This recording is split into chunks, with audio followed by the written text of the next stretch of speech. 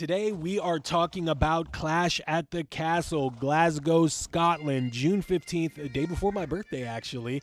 WWE PLE. 5 matches are scheduled on the card, and as I've always stated, these are not predictions, these are spoilers, but I got my fingers crossed hard because I didn't do so hot on the last event. This is a continuation of WWE's World Tour this year, where they were at Backlash in France, they went to Saudi Arabia, and now they are headed to Glasgow, Scotland, and then I think they're going to do Germany and so many other places, just a world tour. And in this world tour, you're kind of seeing similar superstars paired up, but you are getting to, you're seeing who the superstars are, right? You're seeing the big idea, the big picture of slow build, patience, and just getting the fans really emotionally invested in the types of characters, these superheroes that they've been putting in WWE program going forward. So let's get into the card for the WWE Women's Championship. Bayley will be wrestling Piper Niven, who will have Chelsea Green by her side. Piper Niven, at first I was like, you know, this is good fodder for Bayley to continue her reign as the women's champion. It is going to be in Scotland. It's kind of a homecoming for Piper Niven here. She cut a really good promo on SmackDown, and I was shocked to see how well it was, and then where has this been? You know, I think they need to give her the mic more often is what I'm saying.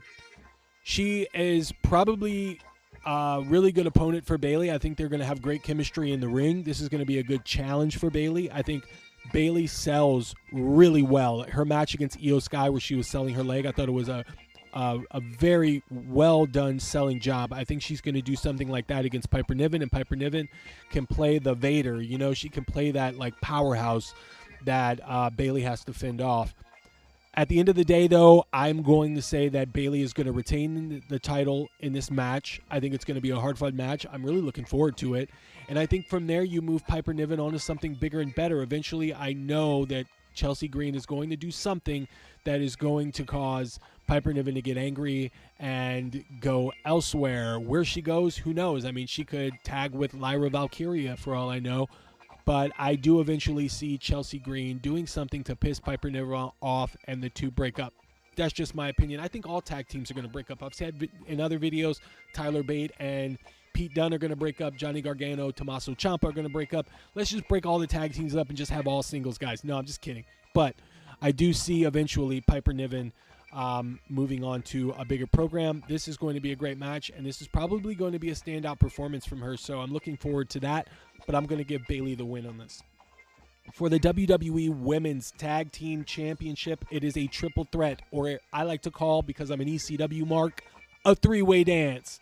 So Jade Cargill and Bianca Belair are going to put their women's titles on the line against Zoe Stark, Shayna Baszler, and Isla Dawn and Alba Fire. Isla Dawn, Alba Fire. I think Alba Fire, this is a homecoming for her as well.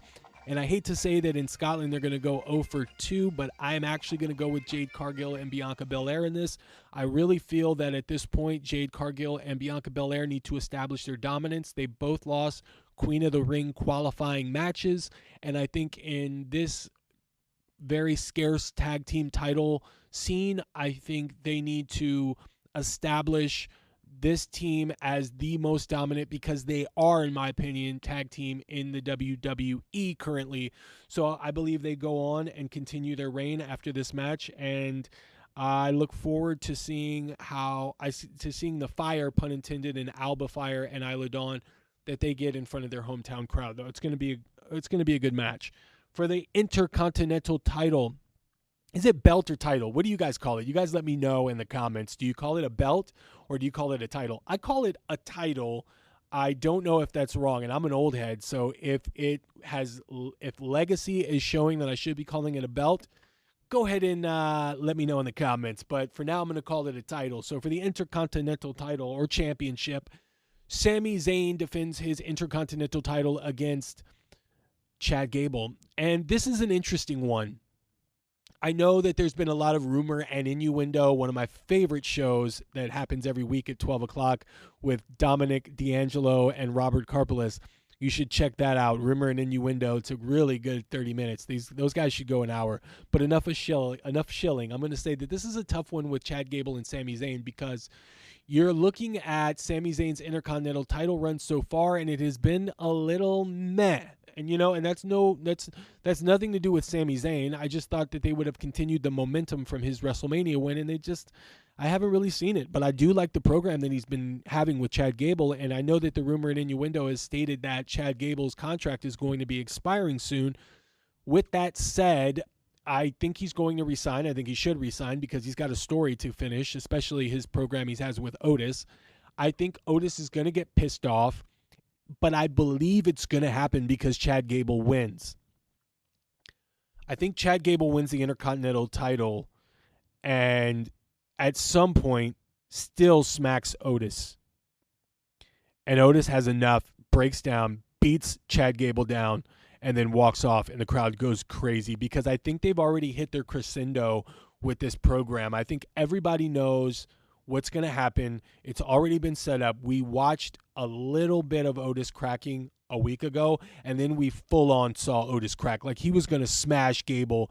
The commentators didn't even mention it. He was going to smash Gable. Gable got out of the way, and he smashed Sami Zayn. So I don't think you can tease it or build it up any longer.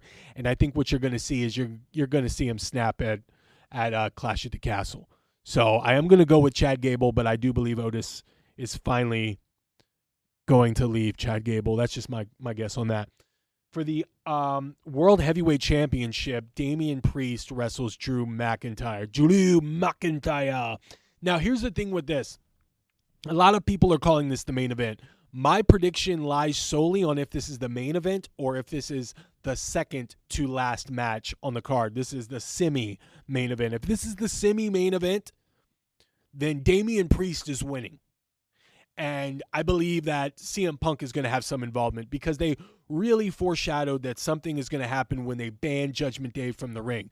That tells me that either Dominic is going to try to, cost Drew McIntyre the match and mess it up, and Damian Priest is going to get pissed, super pissed, because I also feel like they're telegraphing Finn Balor screwing Dominic in some fashion as well. So there's going to be an implosion. We're watching the pieces just all get put into place for like a real implosion from the Judgment Day. It's going to be nasty stuff. Nasty work is what Liv Morgan is doing right now. She is systematically breaking the Judgment Day apart from the inside. It's amazing to watch. So if it's the semi-main event, I'm going with Damian Priest somehow winning, probably by interference from CM Punk. However, if it's the semi-main event, Drew McIntyre. If it's the main event, Drew McIntyre. I'm sorry. I'm getting myself confused. If it's the main event, it's going to be Drew McIntyre that wins. Somehow CM Punk maybe cost Damian Priest the match to let Drew McIntyre know that I am now attached to your title reign. I helped you get the title. You didn't win it by yourself. It was me that helped, because that would be some compelling stuff. Or if it's the semi-main event, then I go with Damian Priest because they want to send the crowd home happy with this next match. You guys let me know what you think of that. Now, for the WWE Undisputed, but it's not undisputed because it isn't the only World Heavyweight title in the WWE. Bothers me. For the Undisputed Heavyweight title, Cody Rhodes against AJ Styles in an I Quit match. I've seen a lot of I Quit matches in my day. This one's build has kind of been interesting, to say the least. I love AJ Styles. I've loved AJ Styles since NWA Wildside, since before he showed up in WCW with Air Paris, okay? I have been a big fan of AJ Styles for a long time. He was I loved him in Ring of Honor. I loved him in the Independents. TNA, NWA TNA, big fan of this guy. I do like that they're giving him a chance to be in the spotlight right now, but it really feels like they're just finding something to keep Cody Rhodes preoccupied until they get to SummerSlam. And looking around at the SummerSlam roster, the only person that I see that's ready for Cody Rhodes at SummerSlam is Randy Orton, and I don't know how they get there. But that's the only thing that I see for Cody Rhodes going forward. And I like that they're giving AJ Styles a chance here, but it just really feels like they're buying their time. That being said, though, I would love if they somehow screwed Cody Rhodes and give AJ Styles the win, but I just don't see it happening, and I see Cody Rhodes doing something really crazy to get AJ Styles to say I quit, or some kind of nefarious thing where Carl Anderson or Luke Gallows, I don't know, make him say I quit or say I quit for him. Something weird. Maybe Uncle Howdy shows up. I don't know. But I still feel like you're going to see Cody Rhodes win this one to send the crowd home happy. It should be the main event because the undisputed heavyweight title should always go on last. And you need to send the crowd home happy. Cody Rhodes is loved. He's the Hulk Hogan of this generation. And I know that's going to be controversial, but that's just the way it is. He's the Steve Austin. He's the John Cena. So he should go on last. I mean, I don't see any other way around it. When CM Punk was the heavyweight champion, he never main evented in his year-plus reign as the heavyweight champion, the big events, because it was John Cena's main event.